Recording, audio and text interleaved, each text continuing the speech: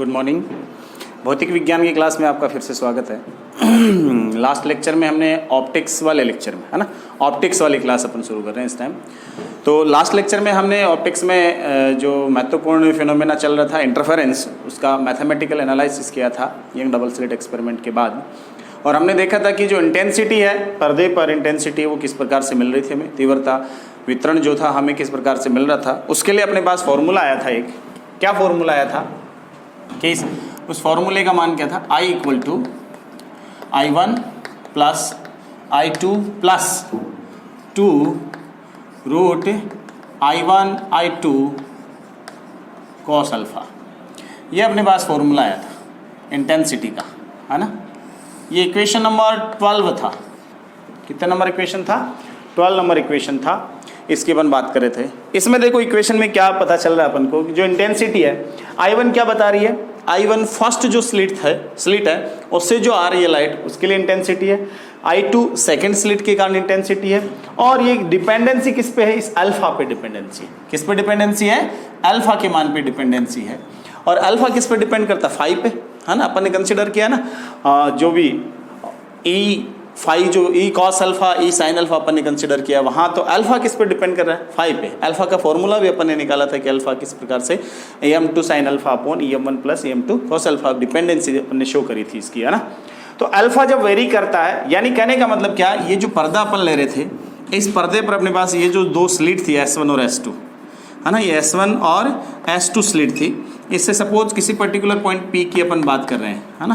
तो किसी particular point P पर अगर अपन देखें कि प्रकाश तरंगें जाती हैं, अध्यारोपित होती हैं बीच वाले क्षेत्र में और यहाँ पर इंटेंसिटी देते हैं। तो अध्यारोपण के लिए हमने ये कहा था कि ये जो डिस्टेंस थी, ये डेल्टा एक्स का जो मान है उस पर डिपेंड करता है किसका मान, फाई का। और फाई का मान, फाई पर कौन डिपेंड करता है? अल्फा। इसका मतलब अल्फा डायरेक्टली किस पर डिपेंड कर गया? डेल्टा एक्स पे। यदि ये पॉइंट मैं यहाँ ना लेकर के यहाँ ले लूँ तो क्या स्थिति रहेगी? ये स्थिति रहेगी, प्रकाश तरंगें ऐसे जाएंगी। तो इस स्थिति में अपने पास ये डेल्टा एक्स ये हो जाएगा। इसका मतलब डेल्टा एक्स वेरी करेगा। तो डेल्टा एक्स जैसे जैसे वेरी करेगा वैसे वैसे कौन वेरी करेगा? अल्फा वेरी करेगा, क्योंकि अल्फा किस पे डिपेंड कर रहा है? फाई पे। और फाई का मान अपन ने क्या पढ़ा था? 2 pi upon lambda into delta x मतांतर, ये अपन ने पढ़ा है ना। इसलिए डेल्टा एक्स अगर वेरी करता है तो फाई वेरी करता है, फाई करेगा तो अल्फा वेरी करेगा। इसलिए डिफरेंट पॉइंट्स पर P1 P2 जिधर भी अपन जाते जाएंगे उन पॉइंट्स पर क्या स्थिति बनेगी? अपने पास डेल्टा एक्स की वैल्यू चेंज होगी तो इंटेंसिटी वेरिएशन भी क्या होगा? चेंज होगा। ये तो व्यतिकरण प्रतिरूप था। अब इस इंटेंसिटी वेरिएशन का अपन सिस्टमेटिकली अपन डेरिवेशन करते हैं दो केस लेकर के, कि कहाँ अधिकतम मिलती है तीव्रता और कहाँ न्यूनतम मिलती है। तो केस फर्स्ट अपन क्या कहते हैं? केस फर्स्ट हम एक चीज और भी जानते हैं कि जो कॉस अल्फा है, ये कॉस अल्फा, इसकी वैल्यू कहाँ से कहाँ तक वेरी कर सकती है? कॉस अल्फा -1 से लेकर के स्केल पे कहाँ तक वेरी करती है? +1 तक वेरी करती है। इसका मतलब क्या हुआ कि ये जो कॉस अल्फा है इसकी ये वैल्यू कौन सी होगी? मैक्सिमम। और ये वैल्यू कौन सी होगी? इसकी मिनिमम होगी। ठीक है, इसलिए मैक्सिमम और मिनिमम इंटेंसिटी की स्थितियां अपन को मिल जाएंगी। तो मैक्सिमम के लिए क्या लें? यदि अपने पास स्थिति क्या है, यदि कॉस अल्फा कितना है? +1 है। कॉस अल्फा क्या है? +1 है। तो इस स्थिति में I क्या होगा? I maximum. समझ गए? और इस समीकरण 12 से I मैक्सिमम कितना हो जाएगा? बराबर I1 plus I2 plus 2 root I1 I2, ये हो जाएगा। ये अपने पास मैक्सिमम इंटेंसिटी आ गई। इस स्थिति में हम जानते हैं कि कॉस अल्फा 1 किया अपन ने। कॉस अल्फा 1 करने का मतलब क्या है? अल्फा इक्वल टू क्या हुआ इस स्थिति में? कॉस अल्फा 1 के लिए अल्फा इक्वल टू क्या हुआ? 2n pi. Alpha equal to क्या हुआ? 2n पाई। यानी अपन यूं कह दें, सपोज कि ये जो अल्फा अपने पास था, कौन सा अल्फा अपने पास आया था, इस अल्फा की वैल्यू कितनी हो जाए? अल्फा की वैल्यू कितनी हो? या तो 0 हो, या प्लस माइनस पाई हो, सॉरी 2 पाई हो, या प्लस माइनस कितनी हो? 4 पाई हो, या plus minus and so on 6 पाई 8 पाई ऐसे हो। यानी अपने पास अल्फा क्या हो जाए? अल्फा अपने पास 2n पाई हो जाए। अगर ऐसी स्थिति है है ना, प्लस माइनस 2n पाई हो जाए, ऐसी स्थिति है समीकरण नंबर 13 और समीकरण 14, वेयर n कितना है, इंटीजर है, n का मान कितना ले सकते हैं अपन, 0 1 2 3 4 एंड सो ऑन, ये n का मान अपन ले सकते हैं, है ना। n बराबर 0 के लिए अल्फा 0 कॉस अल्फा 1, है ना, तो सेंट्रल अपने पास मैक्सिमम मिलेगा, है ना, सेंट्रल चमकीली फ्रिंज मिलेगी। n इक्वल टू 1 के लिए उसके बाद वाली चमकीली, n 2 के लिए उसके बाद वाली चमकीली फ्रिंज मिलेगी, ठीक है। तो इस स्थिति में अपने पास इंटेंसिटी क्या हो गई, इंटेंसिटी को अपन दूसरे फॉर्मूले से कैसे लिख सकते हैं, दूसरे फॉर्म में इंटेंसिटी अपने पास क्या हो गई, I इक्वल टू इसको देखो मैं ऐसे लिख सकता हूं क्या, √I1 प्लस √I2 का होल स्क्वायर, ये I मैक्स है, मैक्सिमम इंटेंसिटी, ये मैक्सिमम इंटेंसिटी आ गई, ठीक है। तो I1 plus I2 plus 2√I1I2, ये एक्स्ट्रा टर्म अपन को इंटेंसिटी की मिलती है। यदि मैं एक काम कहूं, यदि I1 बराबर I2 है और सपोज इसको मैंने I नोट मान लिया, लेट मान लिया मैंने, I नोट है ये, है ना, तो ऐसी स्थिति में ऊपर वाली इंटेंसिटी का फॉर्मूला का मान क्या आ जाएगा, I मैक्स इक्वल टू कितना हो जाएगा, I max equal to I naught √I0 plus √I0 कितना 2√I0 और 2√I0 का होल स्क्वायर कितना 4I0,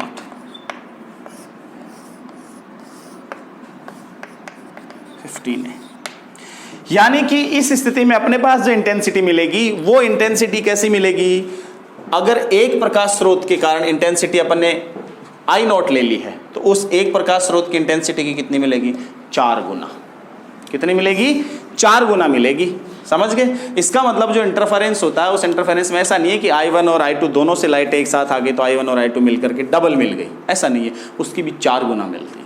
ये प्रभाव व्यतिकरण में देखने को मिलता है। खास बात ये तो अपन ने किसके लिए ले लिया, कलांतर के लिए, ये तो किसके लिए ले लिया,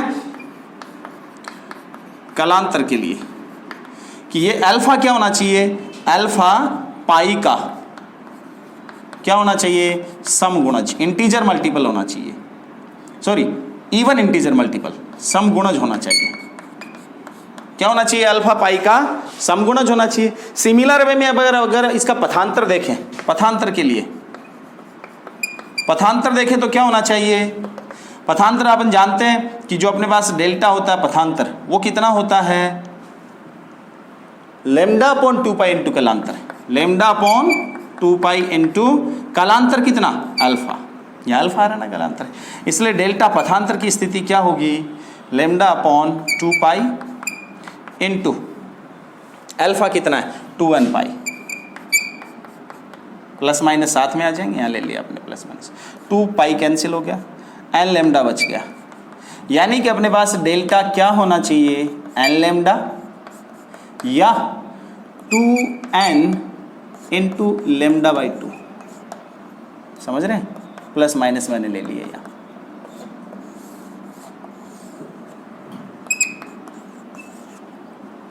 यानी कि क्या होना चाहिए, पथांतर लैम्डा का पूर्ण गुणज n वही यहाँ वही है, n कितना है यहाँ पर है वही है 0 1 2 3 एंड सो ऑन, वही n है सेम, यानी पथांतर कितना होना चाहिए, लैम्डा बाई 2 का समगुणज,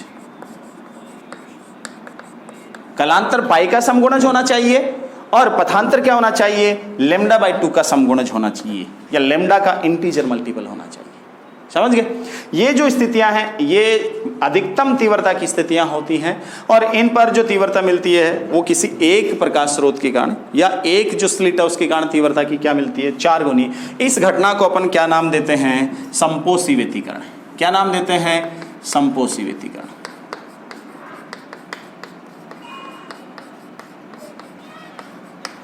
कंस्ट्रक्टिव इंटरफेरेंस क्या कहते हैं, कंस्ट्रक्टिव इंटरफेरेंस कहते हैं इस घटना को। ये अपने पास संपोषी व्यतिकरण की स्थिति बन जाती है, कोई दिक्कत नहीं होनी चाहिए, ठीक है। नेक्स्ट अपन देखते हैं डिस्ट्रक्टिव इंटरफेरेंस। दूसरा केस कौन सा अपने पास, केस सेकंड, ये वाला केस सेकंड विनाशी व्यतिकरण के लिए। केस सेकंड वाली स्थिति कौन सी होगी, विनाशी व्यतिकरण कहलाएगा। इसके लिए क्या करते हैं अपन, कॉस अल्फा का मान 1 की जगह -1, मिनिमम मान कितना होगा कॉस अल्फा का -1 मान यहां रखते हैं, यहां माइनस आ जाएगा, तो ये प्लस और ये क्या आ जाएगा माइनस। समीकरण नंबर कितना हो जाएगा 16 के बाद 17,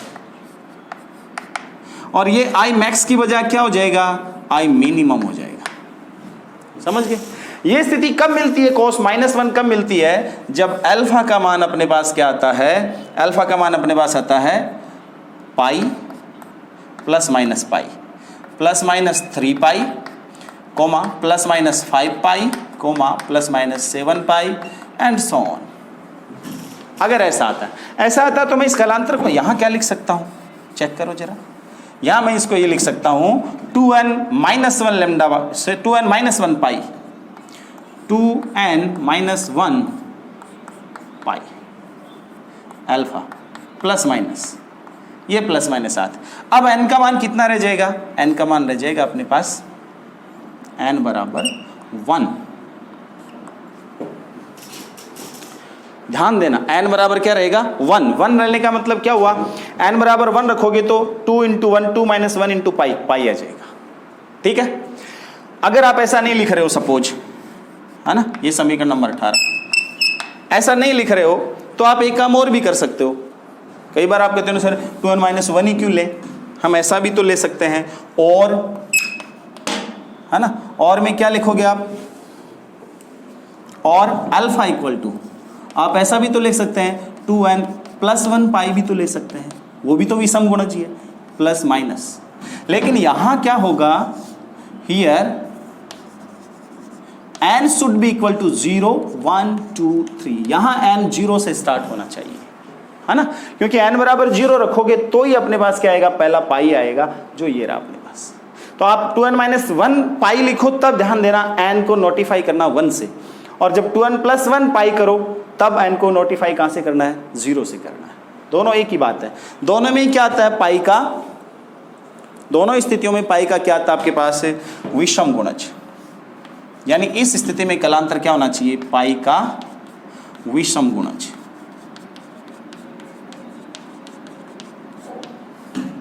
ऑड इंटीजर मल्टीपल होना चाहिए।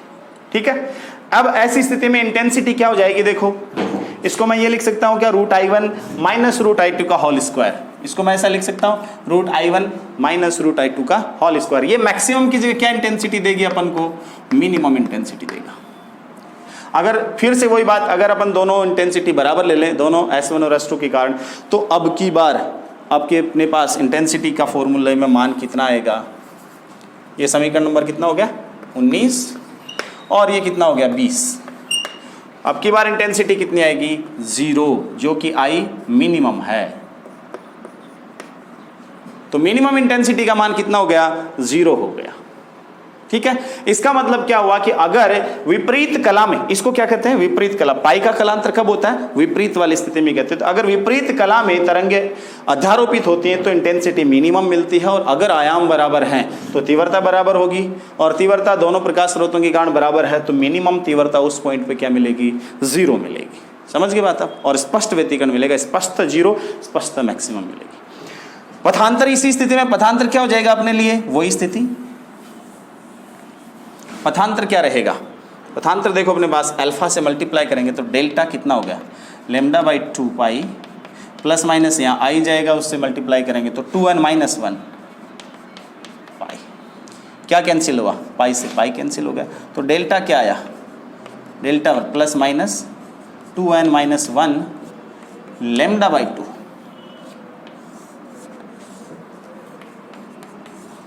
हियर n इक्वल टू का है 1 2, क्योंकि -1 है ना, 1 2 3 4, ये क्या आया पाई का λ/2 का विषम गुणज, वही ऑड इंटीजर मल्टीपल होना चाहिए। ये अपने पास इंटेंसिटी जाती है, यानी अगर विपरीत कला में अपने पास तरंगें मिलती हैं तो वो स्थिति क्या होती है विनाशी व्यतिकरण की होती है। कलांतर की ये स्थिति होनी चाहिए, तीव्रता मिनिमम ये मिलेगी, और लैम्डा कलांतर की ये अपने पथांतर की ये वाली स्थिति होनी चाहिए। यानी दो चीज़ें आपको ध्यान रखनी है इसमें कि अगर समपोषी व्यतिकरण की घटना घटित होती है तो कलांतर क्या होगा पाई का समगुणज, और पथांतर क्या होगा, λ/2 का समगुणज, है ना, even multiple of λ/2 and phase difference is even multiple of pi. Similar यहां अगर विनाशी व्यतिकरण की घटना होती है तो जो फेस डिफरेंस है कलांतर वो कितना होगा, पाई का ऑड इंटीजर मल्टीपल, पाई का विषम गुणज होगा, और ये पाथ डिफरेंस है वो कितना होगा, λ/2 का ऑड इंटीजर मल्टीपल होगा। कोई दिक्कत नहीं होनी चाहिए। ये इंटेंसिटीज अपन को याद रखनी है, दोनों की कारण अपन इंटेंसिटीज देख लेते हैं। अब क्या स्थिति बनती है, न्यूमेरिकल वैल्यूज आपसे कई बार पूछता है कि क्या न्यूमेरिकल होगा, कैसे आप फाइंड आउट करोगे न्यूमेरिकल वैल्यूज, वो भी आप ध्यान रखोगे इसका। तो कई बार न्यूमेरिकल इससे पूछा जाता है, वो कैसा पूछा जाता है, आपको मैक्सिमम नॉट में ध्यान रखना,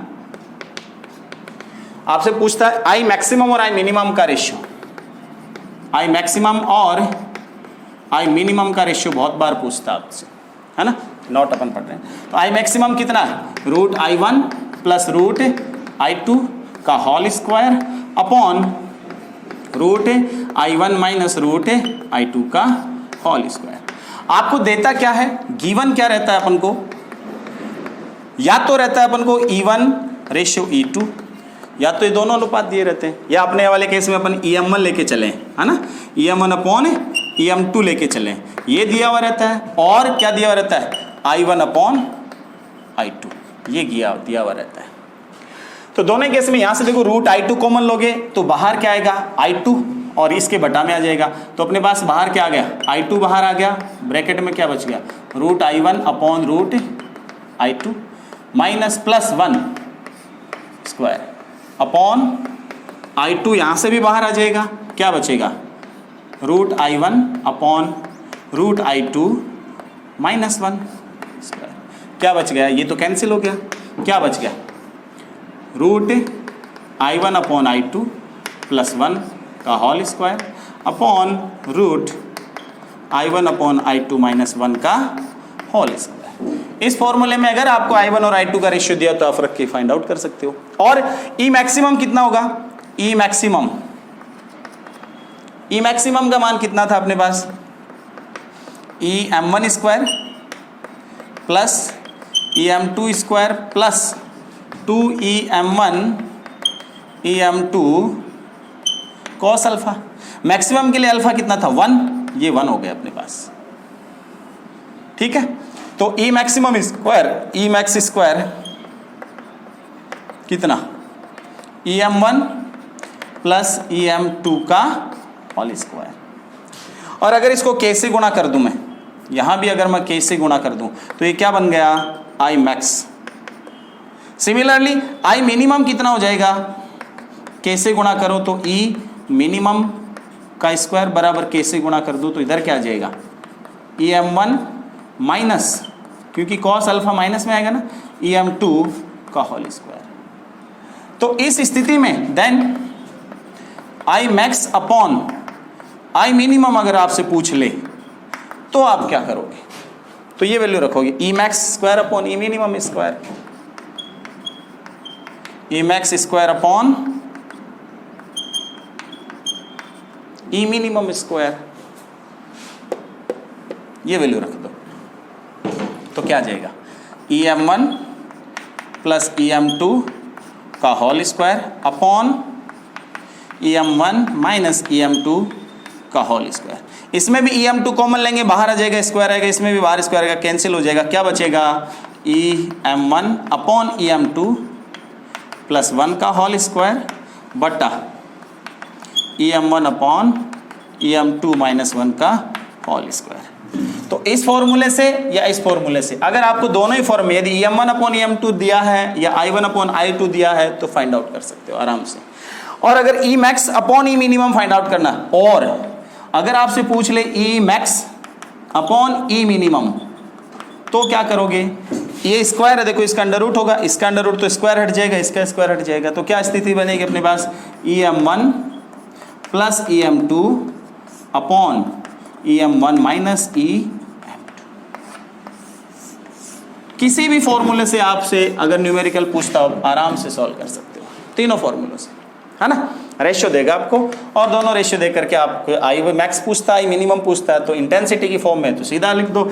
अगर आपको एम्पलीट्यूड की फॉर्म में दिया गया है तो EM1 अपॉन EM2 वाला फॉर्मूला, अगर आपको Emax अपॉन E मिनिमम पूछता तो इससे आप सॉल्व कर सकते हो। ठीक है, बहुत सिंपल वे होता है अपने पास। ठीक है, इसके बाद अपन देखते हैं कि ये जो इंटरफेरेंस पैटर्न बना है अपने पास, इंटरफेरेंस पैटर्न बना था, उस इंटरफेरेंस पैटर्न में डिस्ट्रीब्यूशन कैसा होगा, इंटेंसिटी का डिस्ट्रीब्यूशन कैसा होगा। तो डिस्ट्रीब्यूशन के लिए देखो अपन क्या करते हैं, अपने पास व्यतिकरण प्रतिरूप में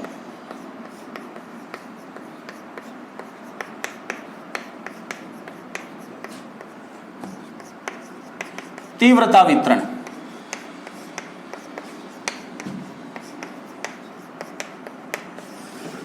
व्यतिकरण प्रतिरूप में तीव्रता वितरण कैसा रहता है, इसके लिए देखो अपन क्या करते हैं। तीव्रता वितरण के लिए अपन क्या करते हैं, ये ग्राफ लेते हैं, ये ग्राफ, इस एक्सिस पे अपन क्या ले रहे हैं, अल्फा ले रहे हैं, है ना, और इस एक्सिस पे इधर क्या ले रहे हैं, इंटेंसिटी I, तीव्रता ले रहे हैं। ठीक है, ये मिड पॉइंट है। इंटेंसिटी कैसे मिलती है अपन को, ध्यान देना, इसमें cos अल्फा 0 कर दो, मैक्सिमम मिलेगी। और सपोज I1 बराबर I2 ले लिया अपन ने, अगर I1 बराबर क्या ले लिया, I2 बराबर I0 ले लिया लेट, तो कितनी मिलेगी, I मैक्सिमम 4 I0, सपोज यहां है।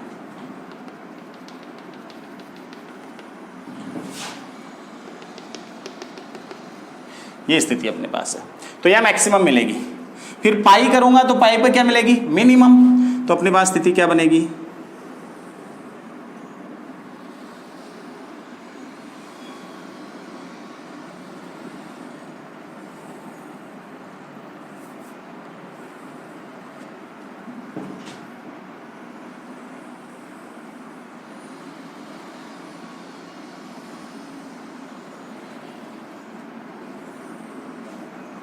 ये स्थिति मिलेगी। ये स्थिति कौन सी रहेगी, 0 की, ये पाई की, ये 3 पाई की, ये बीच वाली कौन सी रहेगी, ये 2 पाई की, और ये 4 पाई, ये 5 पाई एंड सो ऑन। सिमिलरली इधर माइनस पाई, ये बीच वाली, -2 पाई, -3 पाई, -4 पाई, और ये -5 पाई एंड सो ऑन। ये इंटेंसिटी डिस्ट्रीब्यूशन मिलता है। यहां मैक्सिमम वैल्यू कितनी मिली अपन को, 4 I0, और मिनिमम कितनी मिली, 0। इनका मिड ले, एवरेज ले तो कहाँ आना चाहिए, यहां आना चाहिए, और यहां एवरेज कितनी रहनी चाहिए इनकी, 2 I0। सही बात है। ठीक है, अब देखो क्या स्थिति रहती है अपने पास, इंटेंसिटी डिस्ट्रीब्यूशन इस प्रकार का मिलता है वेरिएशन, क्योंकि अल्फा है टर्म में, cos अल्फा है, और cos अल्फा का वेरिएशन अपन इस वेव फॉर्म में इस प्रकार का देखते हैं। तो पाई, 3 पाई, 5 पाई पर अपन को क्या मिलते हैं, मिनिमम इंटेंसिटी वाले स्पॉट मिलते हैं, और 2 पाई, 0, 2 पाई, 4 पाई पर मैक्सिमम इंटेंसिटी मिलती है, और वेरिएशन अपन को अल्फा के अनुसार दिखेगा ही। ठीक है, तो ये इंटेंसिटी डिस्ट्रीब्यूशन मिलता है, समझ गए। हमें कह रहे हैं कि मैक्सिमम और मिनिमम का एवरेज कितना होगा, I एवरेज, मैक्सिमम 4 I0 है और मिनिमम कितना है, 0 है, एवरेज कितना हो गया, 2 I0। तो I एवरेज कितना मिला अपन को, 2 I0, और I मैक्स है कितना, I मैक्स अपने पास कितना है, I1 plus I2 plus 2√I1 I2, और अगर अपन I0 ही मान रहे हैं दोनों को, तो I0 प्लस I0 कितना हो गया, या I1 प्लस I2, तो ये कितना हो गया, I0 प्लस I0 कितना हो गया, 2 I0, तो अपन कह रहे हैं I मैक्स हो गया 2 I0 plus 2 I0, I max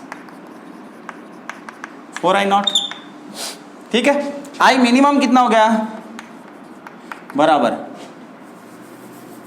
ये 4 I0 दिखा रखा अपन ने। ठीक है, I मिनिमम कितना हो गया, I1 plus I2 minus 2√I1 I2। I0 रखेंगे तो कितना हो जाएगा, 2 I0 माइनस 2 I0 कितना, 0, और ये मैक्सिमम 4 पाई। अब होता क्या है, अपन ये देख रहे हैं कि I1 प्लस I2 तो मिल ही रही है अपन को दोनों ही जगह, लेकिन ये जो इंटेंसिटी का variation 2√I0 I2 I1 I2, ये क्या होता है, मैक्स में इतना ज़्यादा मिलता है इस क्वांटिटी से, और मिनिमम में इस क्वांटिटी से इतना कम मिलता है। ये क्वांटिटी तो है ही है ना, इस क्वांटिटी से मैक्सिमम पीक वाली जो पोजीशंस है यहाँ समपोषी व्यतिकरण की, ये स्थितियाँ कौन सी हैं, ये समपोषी व्यतिकरण,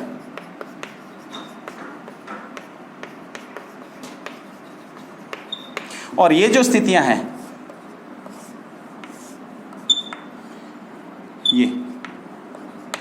ये विनाशी व्यतिकरण की है, डिस्ट्रक्टिव इंटरफेरेंस।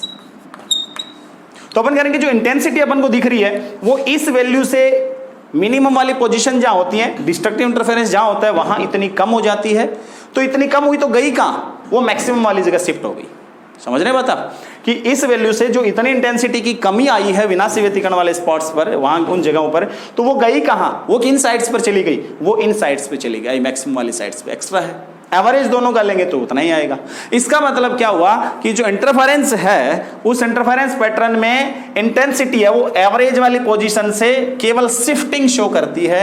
जहां कम हुई है जितना मान वो मैक्सिमा पे मिल जाएगा आपको उतना मान। इसका मतलब ना तो एनर्जी लॉस हुई है ना एनर्जी एक्स्ट्रा आई है। इसका मतलब संपोषी व्यतिकरण में जो व्यतिकरण प्रतिरूप है, यानी जो व्यतिकरण की घटना है, कौन सी घटना, ये जो व्यतिकरण की घटना है ये किस पर आधारित होता है, एनर्जी कंजर्वेशन।